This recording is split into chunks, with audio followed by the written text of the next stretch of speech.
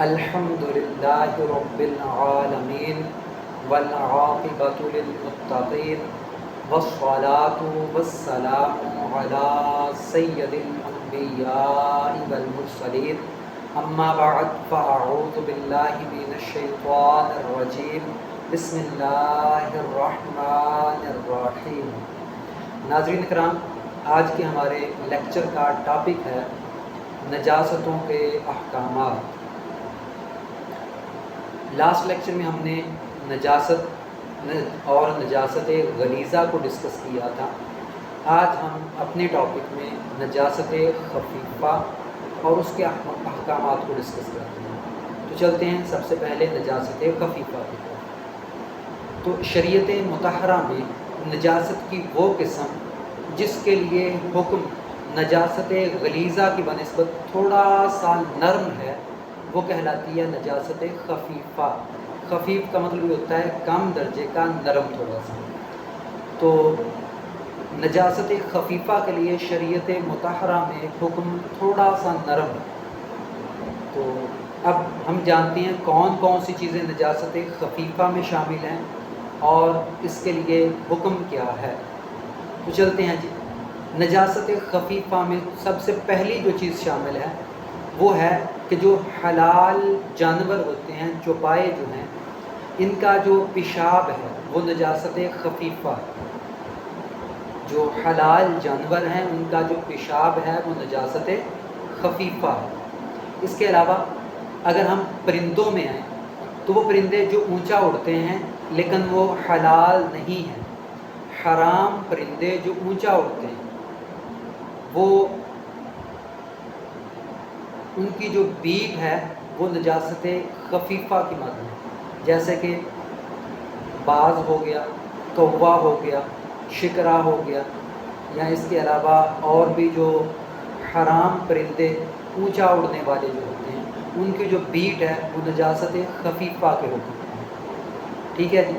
تو اب ہم یہ دو جو مین چیزیں ہیں نجاست خفیفہ میں وہ یہی ہیں کہ ایک پہلی چیز جو حلال چوپائے حلال جانور ہیں ان کا جو پیشاب ہے، جیسے اونٹ ہو گیا، بکری ہو گئی، بھینس ہو گئی، بیل ہو گیا، یا اس کے علاوہ بھیڑ ہو گئی، ان کا جو پیشاب ہے، صرف پیشاب، ان کا پخانہ نجاست غلیظہ ہے، ان کا صرف پیشاب جو ہے وہ نجاست خفیفہ میں شامل ہے۔ ٹھیک ہے جی۔ اس کے علاوہ حلال جانور کا علاوہ جو گھوڑا ہے، اس کا جو پیشاب ہے یہ بھی نجاست خفیفہ میں شامل ہے۔ یا جو حرام پرندے ہیں جیسا کہ شکرا ہو گیا، باز ہو گیا، چیل ہو گیا، یا گدھ ہو گیا، یا کوا ہو گیا، یہ جو اونچا اڑنے والے حرام پرندے ہیں ان کی جو بیٹ ہے یہ بھی نجاست خفیفہ میں شامل ہے۔ تو اب ہم آتے ہیں نجاست خفیفہ کے لیے حکم کیا ہے۔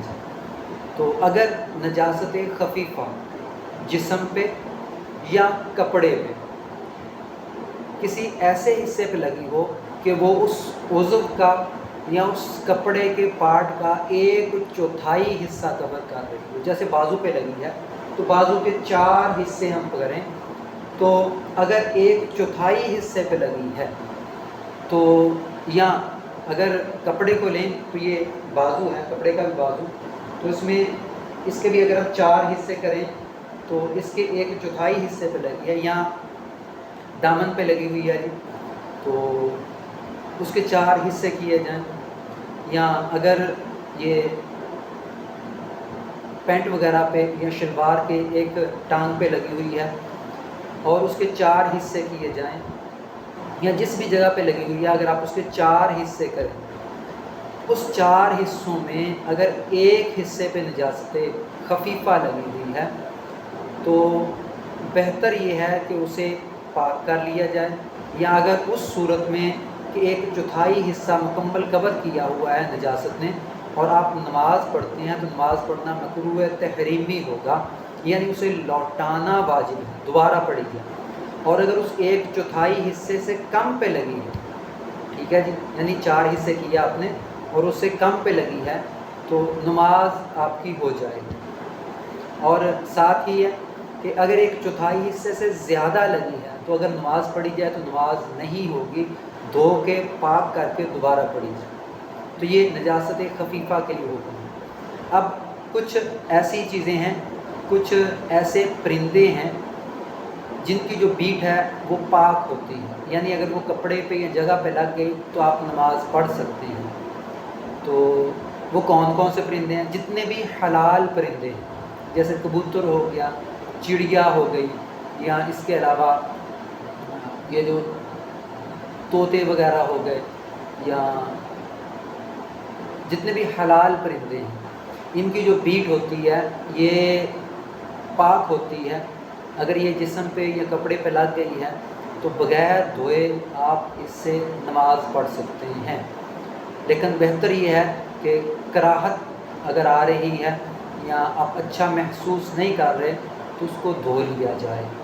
تو یہ کچھ احکامات تھے جو نجاست خفیفہ کے لیے، اور کچھ ایسے پرندے جن کی بیٹ وغیرہ پاک ہوتی ہے ان کے لیے۔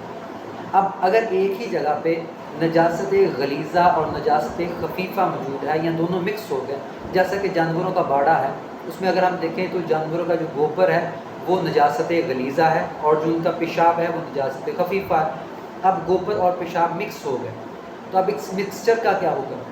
تو اس مکسچر کا حکم ہے کہ یہ نجاست غلیظہ میں ہی گنا جائے گا، اور نجاست غلیظہ کے لیے جو حکم ہے وہ ایک درہم کی مقدار میں، یعنی ایک درہم کی مقدار سے اگر زیادہ ہے تو نماز نہیں ہوگی، درہم کی مقدار کے برابر ہے تو نماز مکروہ تحریمی ہوگی، اگر پڑھ لی تو دوبارہ پڑھنی پڑے گی، اور اگر کم ہے تو نماز ہو جائے گی۔ تو یہ نجاست غلیظہ کے لیے حکم ہے، یعنی اگر مکس ہو گئے نجاست غلیظہ اور نجاست خفیفہ تو جو حکم ہے وہ نجاست غلیظہ کے لیے مانا جائے گا۔ اس کے علاوہ بعض مشہور ہے عوام میں کہ جو بچے کا پیشاب ہوتا ہے یہ پاک ہے، تو نہیں، بچے کا جو پیشاب ہے یہ انسانی پیشاب میں ہی داخل ہے، یہ نجاست غلیظہ ہے، ٹھیک ہے۔ یا اس کے علاوہ بعض جانوروں کے جو لعاب کا حکم ہے، جیسے کہ جو جتنے بھی حلال جانور ہیں ان کا جو لعاب ہے، منہ سے جو پانی نکلتا ہے وہ پاک ہے، اور جیسا کہ بکری کا ہو گیا یا بھینس کا ہو گیا یا اس کے علاوہ گائے وغیرہ کا، تو یہ پاک ہے۔ لیکن جانور جب جگالی کر رہے ہوتے ہیں تو جگالی میں جو آتا ہے وہ میدے سے نکالی جاتی ہے، اور جو میدے سے جو الٹی آتی ہے یا میدے سے نکالی گئی چیزیں ہیں وہ ان کا جو حکم ہے وہ پخانہ کے حکم میں ہے، یعنی گوبر کے حکم میں ہے۔ تو جو جانوروں کا حلال جانوروں کا جو گوبر ہے وہ نجاست غلیظہ ہے، تو ان کی جو جگالی کا حکم ہے وہ بھی نجاست غلیظہ میں ہے۔ تو اگر جگالی لگ جائے کپڑوں پہ، یعنی جگالی کر رہے تو اس سے وہ نکل کے کپڑوں پہ لگ جائے تو اس کا جو حکم ہے وہ نجاست غلیظہ والا ہے، تو یعنی آپ ایک درہم کی بقدر جو ہے اسے دیکھیں گے، تو اگر اسے کم ہے تو نماز ہو جائے گی، بقدر درہم ہے تو اگر پڑھ لی تو لٹانا واجب ہے، یعنی مکروہ تحریمی ہے، اور اگر زیادہ ہے تو نماز ہوگی ہی نہیں، دوبارہ پڑھنی پڑے گی۔ تو یہ کچھ احکامات تھے جو ہم نے نجاست خفیفہ کے لیے اور نجاست غلیظہ اور نجاست خفیفہ کے مکسچر کے لیے ڈسکس کیے۔ تو آپ میں سے کسی کا اگر کوئی سوال ہو تو کمنٹ میں پوچھ سکتا ہے۔ وما علینا الا البلاغ وما توفیقی الا باللہ۔ السلام علیکم ورحمۃ اللہ وبرکاتہ۔